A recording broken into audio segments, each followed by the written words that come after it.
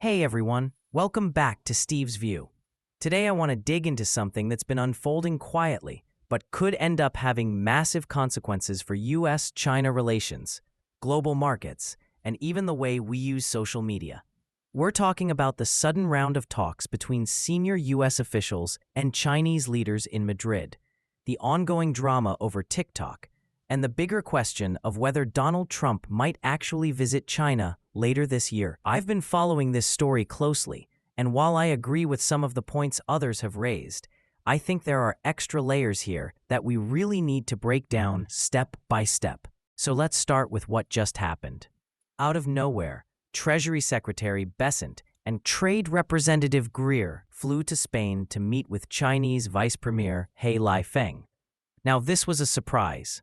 A couple of weeks ago, Bessent herself said the next round of US-China talks wouldn't happen until later. Plus, the current trade truce between the two countries doesn't even expire until November. So why rush into an unscheduled meeting in Madrid? Something urgent clearly pushed both sides to the table. After the talks, Bessent came out and announced that the US and China had reached a framework agreement on TikTok. In other words, they sketched out the broad strokes of how TikTok's ownership in the US could shift under American control. He didn't offer a lot of detail, but the basic idea seems to be that US investment firms would buy TikTok's US operations, essentially taking over ownership and management. That would theoretically solve Washington's biggest concern, that the app's data and its famous algorithm are under Chinese control. Now, let me pause here. I get why this sounds like progress, but I'm honestly skeptical that a final deal will happen. TikTok's algorithm is its crown jewel, and handing it over to American buyers would be a huge blow to China, not just commercially, but strategically. Algorithms like TikTok's are the engine of influence in today's information economy. Giving that away? That's not something Beijing will do lightly. And even if they agree in principle, once you get down to the nuts and bolts, it gets tricky really fast. Still, Bessent's announcement mattered because it gave political cover for something else: a planned phone call between Trump and Xi Jinping. That call is scheduled for the 19th. The expectation is that Trump and Xi will hammer out the TikTok details personally and, in theory, finalize this framework deal. In the meantime, the supposed deadline for TikTok to either sell its US operations or be banned was the 17th.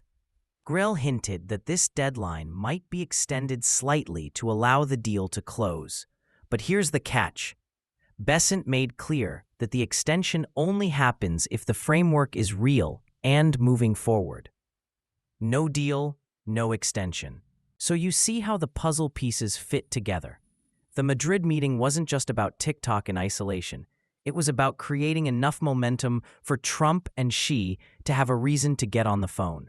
And if that call goes well, TikTok might avoid being banned in the US for now. But TikTok wasn't the only thing discussed.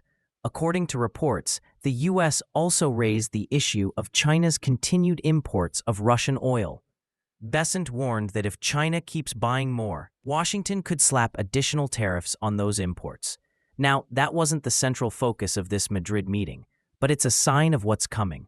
When the trade truce deadline hits in November, the whole question of China's relationship with Russia, especially its energy purchases, is going to be a flashpoint. Another development happened almost in parallel. China's State Administration for Market Regulation announced it was investigating NVIDIA for violating antitrust laws. That raised a lot of eyebrows. Think about it. China desperately wants NVIDIA's chips, even the downgraded versions that Washington allows to be sold after export restrictions. Without those chips, China's AI industry is basically paralyzed. Yet Beijing is now threatening to hit NVIDIA with penalties. To me, this looks less like genuine antitrust enforcement and more like a bargaining chip. It's Beijing's way of saying, we can hit your companies too, if you don't give us what we want. Now, let's zoom out. Something really unusual is happening with how these US-China talks are being conducted. Have you noticed? None of these meetings are happening in Beijing or Washington. They've been held in Switzerland, the UK, Sweden, and now Spain. It's like a traveling roadshow. Why? Because neither side wants to be seen as hosting the other.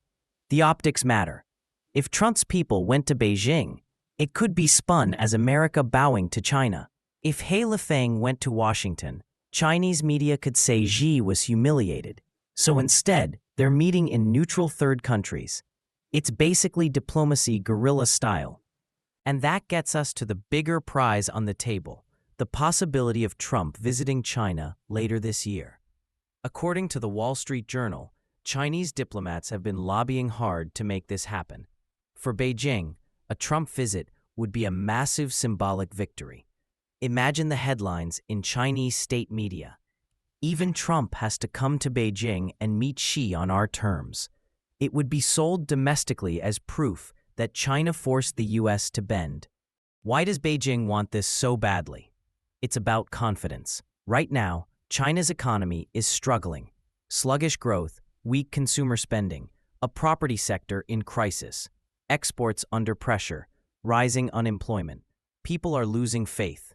If Xi can deliver a Trump visit, it tells the Chinese public, don't worry, America still needs us, and cooperation is back on track. That psychological boost could push Chinese consumers to spend more and revive the economy. For Xi, that's gold. But here's where I have to inject my own view. I don't think Trump is going to give China this easy win. Yes, he's hinted he's open to visiting Beijing. But for him, everything is transactional. He's not going to fly halfway around the world just to give Xi a propaganda moment. He'll demand real concessions on trade, on market access, maybe even on currency policy. And if he doesn't get them, he won't go. Simple as that. This is where we need to remember Trump's history. In his first term, he went to Beijing, signed what he called a historic trade deal, and came home with big promises from China to buy more U.S. products. But most of those promises never materialized. By the administration's own count, China fulfilled maybe 60% of its commitments. Trump doesn't forget that. If anything, it's made him tougher. This time, he's not just looking for flashy purchase agreements. He wants structural changes, like China reducing its reliance on exports of cheap industrial goods and opening up sectors that have been closed to American firms. From what I've seen, Beijing hasn't shown any willingness to make those kinds of reforms. At most, they've dangled carrots like TikTok or small market openings. But in Trump's eyes, that's not enough. And frankly, I agree. A symbolic gesture like letting him visit Beijing isn't worth it if the underlying trade and economic imbalances stay the same. That's why I think the more likely scenario is that Trump and Xi meet on the sidelines of the APEC summit in South Korea later this year. That's a neutral setting, and it avoids the optics nightmare of Trump going to Beijing or Xi flying to Washington.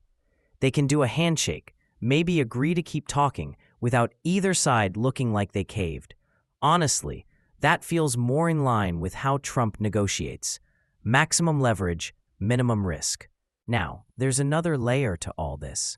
Chinese officials are apparently offering what they see as sweeteners. For example, Premier Li Qiang is expected to attend the UN General Assembly in the US later this month. During that trip, he may signal to American officials, if Trump visits Beijing this year, Xi will return the favor by attending next year's G20 summit in the US. They see this as a fair trade.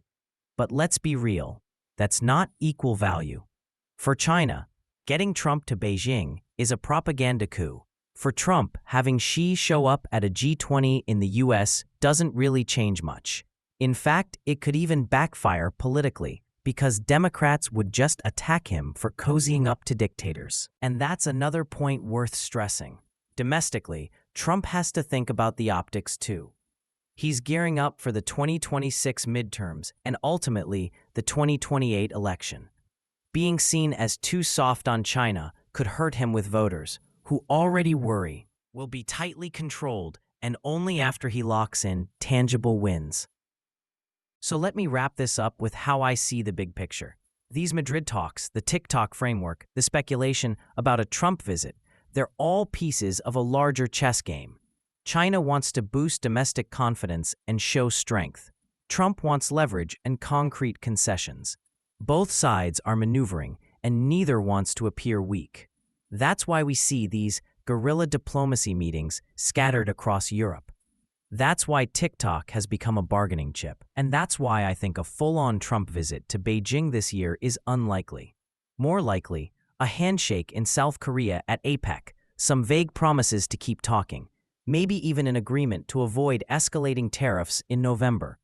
That would buy both sides time. But the structural tensions over trade, technology, and geopolitics, they're not going away. In the end, my take is this. Don't get too caught up in the short-term drama over TikTok or individual meetings. The bigger story is whether the US and China can find a way to manage their rivalry without letting it spiral into outright economic warfare. And right now, it feels like we're stuck in a holding pattern, neither side willing to fully compromise, but neither ready to completely break things off either. So what do you all think? Should Trump even consider visiting Beijing? Do you think China would ever really give up TikTok's algorithm? And more broadly, can the US and China manage this rivalry without things blowing up? Drop your thoughts in the comments below. I'd love to hear your take. And as always, thanks for watching. Don't forget to like and subscribe if you want more deep dives like this one. See you in the next video.